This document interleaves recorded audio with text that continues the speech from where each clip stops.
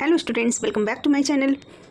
आज हम class 7th की इंग्लिश न्यू बुक पूर्वी के chapter number 1 the day the river spoke के क्वेश्चन आंसर को डिस्कस करेंगे। ठीक है, इसके पहले की वीडियो में हमने क्वेश्चन नंबर 7 तक डिस्कस किया था।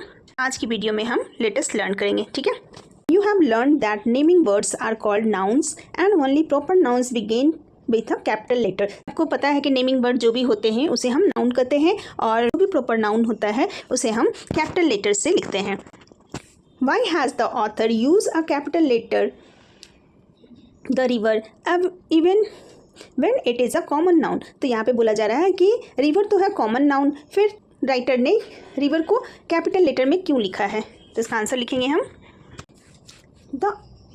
The author uses a capital letter for river because it is given human qualities like talking, laughing and giving advice, making it a character like a person. तो यहाँ पे author ने river को capital letter में इसलिए दिखाया है क्योंकि उसमें काफ़ी सारी ह्यूमन क्वालिटीज़ थी, जैसे कि वो जानवी के साथ बात कर रही थी, हंस रही थी और एडवाइस दे रही थी। ठीक है, तो ये बिल्कुल एक पर्सन की तरह बिहेव कर रही थी, इसलिए ऑथर ने यहाँ पे रिवर को कैपिटल लेटर में दिखाया है।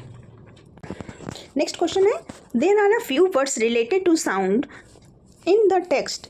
Pick the words from the text and write them next to the correct definition। ठीक है, अब यहाँ पे कुछ डेफिनेशन दिए गए हैं, उसके अकॉर्डिंग आपने यहाँ साउंड को चूज करना कि यहाँ पे कौन सा साउंड सुटेबल होना है।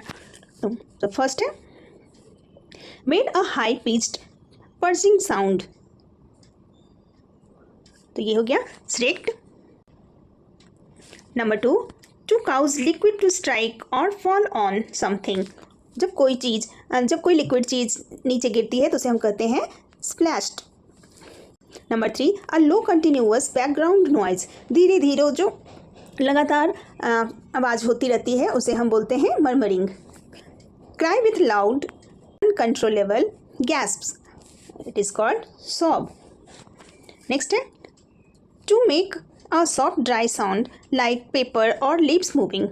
धीरे से जो आवाज़ आती है जैसे पत्तों की सरसराहट और पेपर की आवाज़, तो उसे हम रस्टल बोलते हैं। नेक्स्ट है took a short quick breath through the mouth due to surprise pain और shock, it is called gasp. Number 7, shaking rapidly to make continuous short sharp sounds, it is called rattling. Number 8, making a lot of noise is called noisy. Made a long high cry usually because of pain or sadness, it is called wailed. Next है fill in the blanks with suitable sound words from the exercise 2. The classroom grew noisy as the students noticed the teacher carrying the answer paper.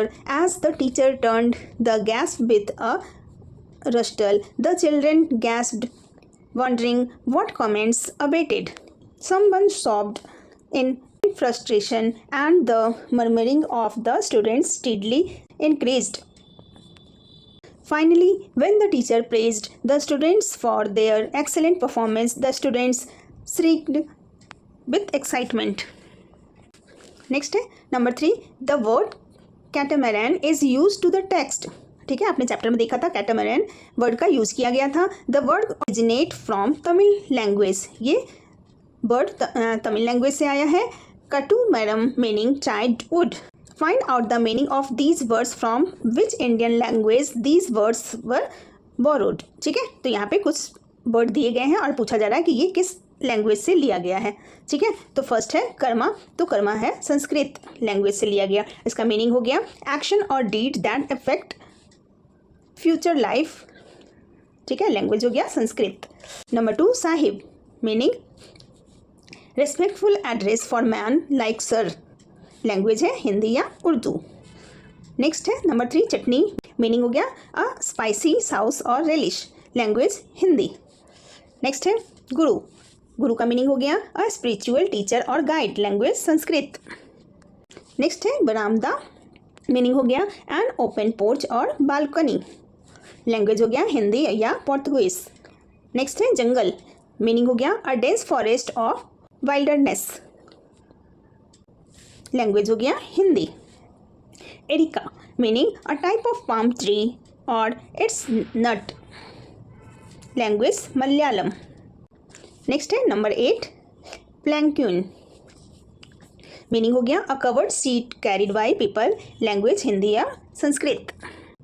Next है number 4 Chandu the fisherman has a catamaran that the river preferred to a ship. Below are some boats that are used in different parts of our country. यहाँ पे कुछ boats दिए गए हैं जैसे cannon, कैटामैरन, और caracal and shikara. ठीक है, तो ये बोट यहाँ पे दिए गए हैं और पूछा जा रहा है कि देश के कौन कौन से डिफरेंट पार्ट में ये सारे यूज होते हैं. यहाँ पे क्वेश्चन है which one would you like to travel in, तो इनमें से कौन से बोट में आप ट्रैवल करना पसंद करेंगे. तो आंसर लिखेंगे I would like to travel in a shikara because it looks beautiful and peaceful on lakes.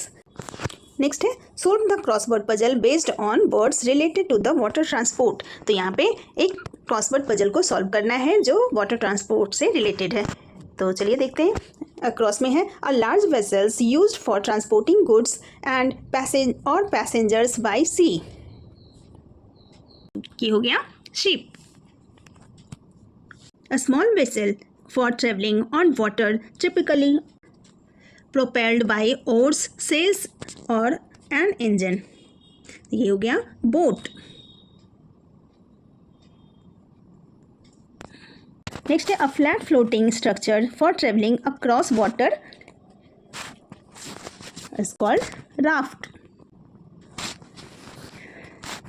Next है boat or ship driven by steam. It is called steamer. Next down में हम करेंगे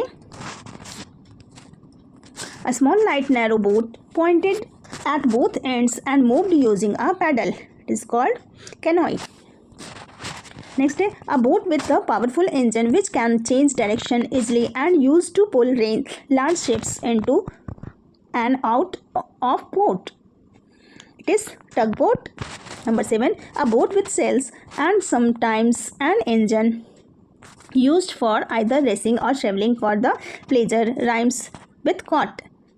It is yacht. ये यहाँ पे सारे answers given है. Number 1 पे शिप, नंबर 2 पे बोट, नंबर 3 पे raft, number 4 steamer, number 5 canoe, number 6 टग boat, number 7 yacht. Alright. Next है number 6 read the highlighted words in the following lines from the text.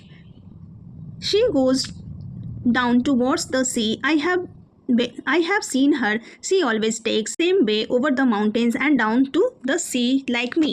Preposition. Preposition क्या होता है? तो prepositions are words that indicate the relationship between nouns और pronoun. तो preposition वो होता है जो noun और pronoun के बीच में क्या relationship है वो दिखाता है.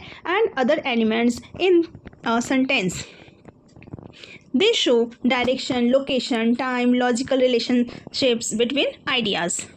Now fill in the blanks with suitable prepositions given within the bracket. अब यहाँ पे एक पैराग्राफ दिया गया है जिसमें प्रीपोजिशन को ब्रैकेट से चुनकर लिखना है. ठीक है. Janvi takes the river advice and goes to school on her first day at school. यहाँ पे एट आ जाना है. Janvi stood nervously outside the gate. वो बिल्कुल नर्वस थी और गेट के बाहर ही खड़ी थी.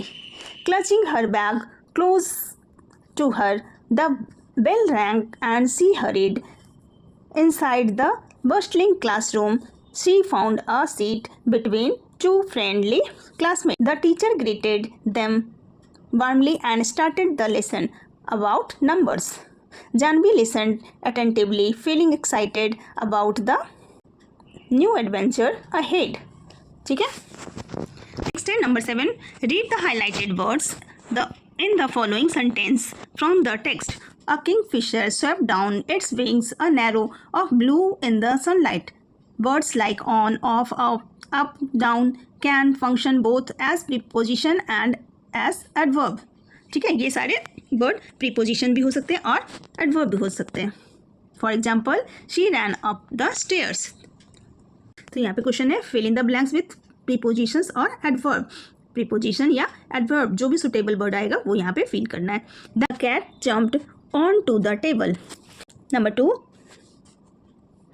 The children played until dark. तो यहाँ पे एडवर्ब फिल करना है, तो हम लिखेंगे the children played on until dark. Next है she quickly ran the park. यहाँ पे प्रीपोजिशन फिल करना है, she quickly ran to the park. The helicopter was hovering, above. We were just walking, chatting. तो लिखेंगे we were just walking along chatting.